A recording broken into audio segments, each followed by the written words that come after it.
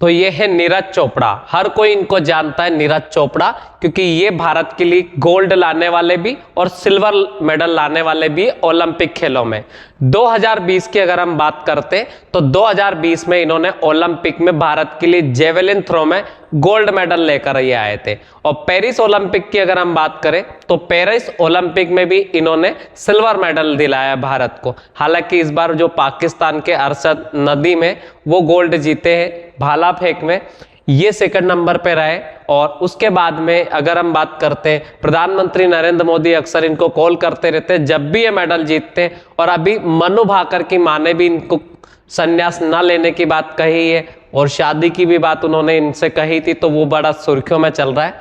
तो हम आज बात करेंगे नीरज चोपड़ा की लाइफ के बारे में, कैसे उनकी लाइफ स्टार्ट होती है, कैसे उन्होंने गेम्स में इस मुकाम पर वो पहुंचे और वो नेशनल लेवल के बहुत शानदार प्लेयर बने हैं।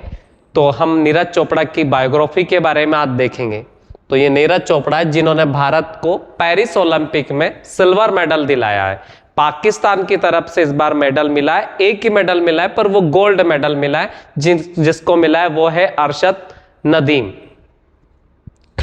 तो ये अपने नीरज चोपड़ा है। इनके प्रारंभिक जीवन की अगर हम बात करते हैं तो नीरज चोपड़ा का जन्म 24 दिसंबर 1997 को हरियाणा के पानीपत के जिले के खंडरा गांव में हुआ है। एक साधारण किसान परिवार से नीरज चोपड़ा आते हैं। उनके पिता सतीश कुमार चोपड़ा एक किसान है और उनकी माता सरोज देवी एक हाउसवाइफ है।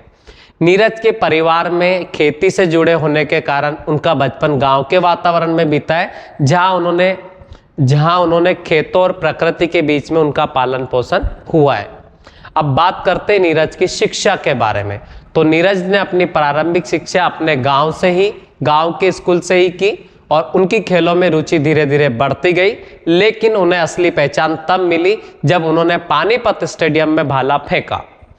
जेवलिन थ्रो में अगर करियर की बात करें तो उनका करियर कैसे शुरू हुआ उसकी बात हम करते तो उनके कोच है जयवीर चौधरी ने उनकी प्रतिभा को पहचाना और उन्होंने उनको ट्रेन किया। नीरज ने 11 साल की उम्र में जेवलिन थ्रो की शुरुआत की और जल्दी इस खेल में उत्कृष्ट प्रदर्शन करने लगे।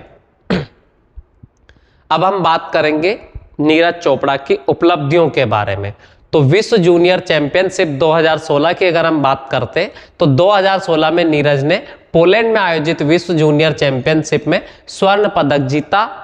उन्होंने यहाँ पर 86.48 मीटर का थ्रो किया जो एक नया विश्व जूनियर रिकॉर्ड था।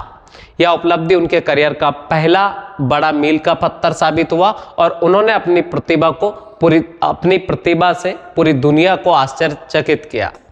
अब बात हम करते एशियाई खेलों में इनका इतिहास कैसा रहा है। तो 2018 में नीरज ने इंडोनेशिया के जकार्ता में आयोजित एशियाई खेलों में स्वर्ण पदक जीता और उन्होंने यहाँ पर 88.06 मीटर का थ्रो फेंका और उनका व्यक्तिगत सर्वश्रेष्ठ रिकॉर्ड ये था। इस जीत ने उन्हें एशिया में शीर्ष जेवलिन थ्रोअर के रूप में स्थापित किया और वो भारत को गर्व महसूस उन्होंने कराया। कॉमनवेल्थ खेलों की अगर हम बात करें तो 2018 में नीरज ने ऑस्ट्रेलिया के गोल्ड कोस्ट में आयोजित कॉमनवेल्थ गेम्स में भी स्वर्ण पदक जीता और यह जीत उनके लिए एक और बड़ी उपलब्धि थी और उनके करियर को एक नई ऊंचाई पर ले गई। अब हम बात करते हैं टोक्यो ओलंपिक, जो उनकी लाइफ का एक बड़ा टर्निंग पॉइंट था। टोक्यो ओलंपिक में उन्होंने भारत के लिए गोल्ड जीता। अब अभिनव बिंद्रा के बाद में नीरज चोपड़ा दूसरे ऐसे व्यक्ति हैं जिन्होंने व्यक्तिगत स्पर्धा में भारत के लिए गोल्ड लेकर आए हैं। तो यहाँ पर उन्होंने रिकॉर्ड 87.58 मीटर का थ्रो करके स्वर्ण पदक जीता और ये स्वतंत्र भारत के इतिहास में पहला मौका था जब किसी भारतीय एथलीट ने एथलेटिक्स में गोल्ड मेडल जीता हो। इस जीत ने न केवल नीरज को एक अंतर्राष्ट्रीय सितारा बना दिया बल्कि उन्होंने भारतीय खेल इतिहास में भी एक नई शुरुआत की। उसके बाद प्रधानमंत्री नरेंद्र मोदी ने नीरज चोपड़ा को कॉल भी किया था, अगर आपको पता हो तो। और नीरज चोपड़ा को तो इस बार भी प्रधानमंत्री नरेंद्र मोदी ने कॉल किया था। अब बात करते हैं डायमंड लीग 2022 की। तो नीरज ने 2022 में डायमंड लीग में भी अपनी उत्कृष्टता को बरकरार रखा और इस प्रतिष्ठित लीग में जीत हासिल की और इस जीत के साथ वो डायमंड लीग में जीतने वाले पहले भारतीय बन गए जिसने उनकी विश्व स्तर पर एक नई पहचान बनाई। अब हम बात करते पेरिस ओलंपिक के बारे में। तो पेरिस ओलंपिक में उन्होंने भारत को सिल्वर मेडल दिलाया है, गोल्ड मेडल मिला है पाकिस्तान के अरशद नदीम को।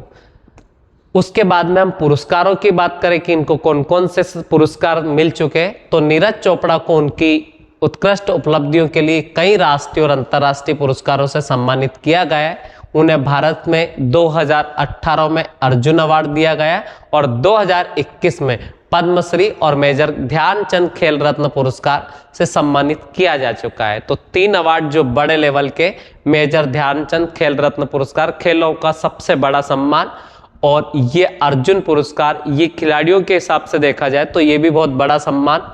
और 2021 में पद्म सम्मानों में तीसरा बड़ा सम्मान पद्म विभूषण, पद्म भूषण और उसके बाद में आता है पद्मश्री। तो 2021 में इनको पद्मश्री दिया जा चुका है। तो ये है नीरज चोपड़ा की लाइफ के बारे में। अभी नीरज चोपड़ा ने शादी नहीं की है और मनु भाकर की माँ के साथ उनका एक वीडियो रिलीज हुआ था, आपने देखा होगा, जिसमें मनु भाकर की माँ नीरज चोपड़ा को समझा रही है कि अभी आपको संन्यास नहीं लेना चाहिए और उसके बाद में शादी के बारे में भी फोकस करना चाहिए, ये उन्होंने कहा है। तो आपने आई होप वो वीडियो भी देखा होगा, आप नीरज चोपड़ा को पसंद करते होंगे क्योंकि इन्होंने भारत का नाम रोशन किया है।